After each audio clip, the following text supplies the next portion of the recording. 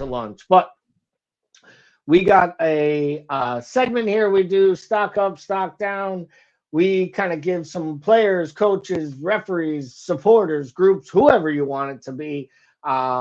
If you were investing in that said person, would you be buying their stock? Would you be selling their stock? So, Paul, we'll start with you on this one. Give me someone that came out of this week in your mind, or a team, whatever, that you felt their stock is up, and why. So I'll tell you whose team came out of here stock up the most, and it's top of the table, so it doesn't really do a whole lot of good to invest in it. But I think when it needs to be mentioned that as quietly average as City has been, they sit at top of the table. They haven't lost this year, and we keep talking about how beatable they look, yet they keep pulling it out. So for me, that's my team. For my players, I'm going to go co-players. I'm going Chris Wood and Danny Welbeck, two strikers that are having career years. Welbeck is almost halfway to his best tally ever, and we're 8 weeks in. He's at the ripe old age of 34, something like that. He's going to better his tally of when he was 20 at United, which is insane. Chris Wood keeps scoring. And it ain't pretty in typical Chris Wood fashion. But for me, this Forest side has quietly been really, really good defensively, which is something I didn't think we'd say in the next 5-6 years with the way that they play. But on the flip side of that, Chris Wood just keeps scoring. And that combination of them not leaking goals and him finding a way every week, if they can ride that, they're going to stay at the top of this table in a very surprising manner. Yeah, I'm with you on Chris Wood. I'll come up with another one. He was on my stock up list as well.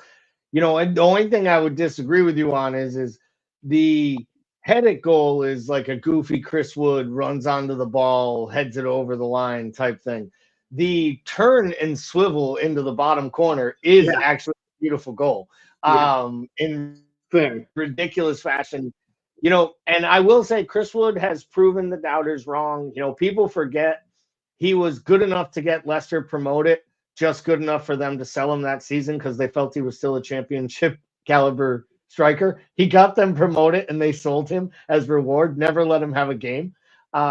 He got loaned out 4 times. He was at Newcastle and they laughed at him and kind of booed him off. He's been all over the place. And he really found a home. And, Newcastle basically pawned him off. And when he ended up at Forest, I think we all kind of laughed at it and was like, oh, yeah, this is like them that's signing 18 different fullbacks. Now they're going to sign 6 different versions of Ty Owoni.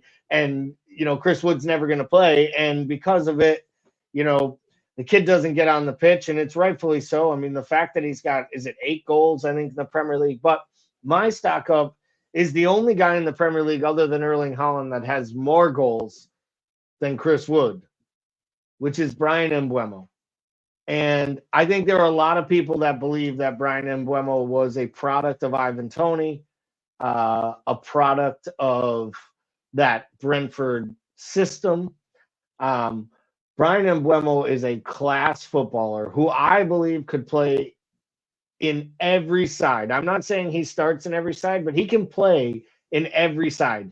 He could absolutely do the job at Liverpool or Manchester City playing on the right wing. He plays off a striker. He can play a false 9. He can score from anywhere on the pitch. And he is sneakily quick. He's not fast, but he's super quick. And I absolutely love his first touch. And I'm not sure I'd want the ball to fall to any other player if he were in my side right now in the whole entire league. And that might even include Mo Salah, Haaland, outside of Cole Palmer, which is where my stock up of my team goes. And it has a lot to do with Cole Palmer. But my stock up this week is going to go to Chelsea Football Club, and it really goes to Enzo Maresca. And I owe Enzo Maresca a big apology. I thought it was kind of shameful how he was airing things out in the public and the way he was treating, the likes of Ben Chilwell and Raheem Sterling and some of the other players at Chelsea. Um, in the long run, I genuinely think the guy's just like Pep. He comes cut from that cloth. He's ruthless. He knew he only had such a short period of time and he had a vision and he had the players he wanted to do it with. And they look like a pretty deep squad who's starting to figure things out. And at least at Stamford Bridge, Cole Palmer is an absolute world class player who basically can't be stopped. I know he had his goal chalked off, but his ball, hit that pass he makes to Neto to set up the Nicholas Jackson goal is a ball that 5 or 6 players in the whole world can make, and one of them is Messi. And the other one might be Messi thinking about whether or not he'd make that pass. Like, it's such class, and it's big ups to Chelsea. I got to give him credit. Big ups to Enzo Maresca. And Cole Palmer probably is the Premier League player of the year, even though he doesn't have the goals or assists to go for it. And if they're anywhere near the title race by the end of the year, we might have to question whether or not Cole Palmer's the type of guy who might get himself a Ballon d'Or. So I'll take this second here to just say I have a bonus, and I am going to say my miscellaneous stock up is to the fucking Ballon d'Or voters. Nice job but at least you finally gave it to someone who wasn't 850 years old and is super talented and is a team player. And I may hate Manchester City and Spain, and I really do dislike both of those sides. But the best player in both of them for the last 12 months was Rodri. He's the most important player in domestic or international football. And they finally got it right. So really good on them. So give me a stock down. My stock down. Yeah, my stock down is Newcastle. Winless in 5.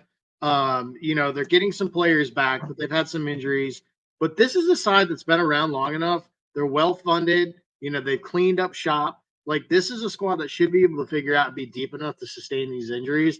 They've regressed in all the really key areas that made them special in the years past. And I think it's a team that doesn't look like they have a whole lot of identity right now. I love that shout. My stock down, maybe the only team playing a little worse, or maybe not as bad as Newcastle, but just as inconsistent. My stock down is Tottenham Hotspur, specifically Ange Postecoglou. And I like Ange, okay? I think Ange is a guy, and I heard Goldbridge talking about it on the United Stand, saying he wouldn't be upset if they were like rumored to trying to hire Ange if they thought he was the guy, because he's seen footballing principles that makes him think he could make sense as a manager. It's not working at Spurs, though. And his inability to deviate from his first plan. And we just spent 9 years watching a great manager who had accomplished a hell of a lot more with better players, by the way, not be able to get out of his own way when things weren't working in his own way. So I just feel like, to steal a Yogi Berra line and before the Dodgers play the Yankees in Game 3 of the World Series tonight, it could be getting late quick.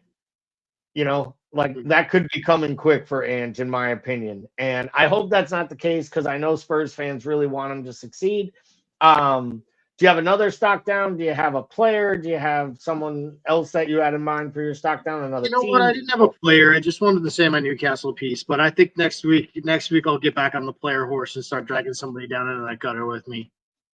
Yeah, so I'm sure I'm probably going to bring this up again in the next hour. But my miscellaneous would have been Kylian Mbappe because that stock down was just the easiest stock down of all time. Because if you break records like most times offsides in a La Liga match, and you do that shit in your first Classico at home when you get drubbed and a 17-year-old kid scores goals, like, oh man. And if you don't think every neutral in the fan isn't doing chef's kiss every time you fall on your face, Kylian, oh boy, I'm actually rooting for PSG to win the lawsuit against him for his bonus. So I'm basically rooting for oil money to stay in the pockets of heathens rather than give it to a footballer who probably has it earned. But my stock down is to Andy Robertson, and I guess I I gotta be real. We've been saying it for a while. It looks like the beginning of the end, or at least a decline, is coming. He was at fault for the soccer goal, both in his footwork and his coverage. He played the first ball on sides that led to the soccer goal by dropping back consistently. In my opinion, he didn't seem up to the speed. He had no final ball. It was, I mean, obviously you have bad days at the office. He had a really, really rough day at the office, to the point where I was one who was actually excited when Simicast came in. And within like 3 minutes of the match, he had a positive impact on going forward. And you notice, like, when Robertson isn't doing that at this point, that level of him isn't that red ass defender who can run up and down the pitch and make things happen. And, you know, I was critical of Diaz, and when I rewatched the match and kind of played back some of the highlights, I realized that some of Diaz's where Diaz looked poor was Robertson just giving him terrible balls and bad passes and bad decisions. And you don't get used to seeing that from Andy Robertson. And I hope I'm wrong and he rebounds back, but I do feel like there's going to probably have to be some rotation at that position over the next few weeks and months. And at some point this year, I won't be shocked if he's not first choice. Yeah, I mean, I think if we're honest about it, that's been about an 18-month decline. It's just been a slow death. But that, I think yesterday was the real, like, sort of wake-up call that, like, because when you see Andy Robertson against another star, right? That's it. And you see the gap, you're like, oh, damn. Like, that it's been a fall far, and we've just been a slow burn and not really realized it. Yeah, and we'll get to that. And that was really what my disappointment with Diaz was he didn't look like a star playing against a rapist. I mean, a midfielder playing fullback, alleged. So what's not alleged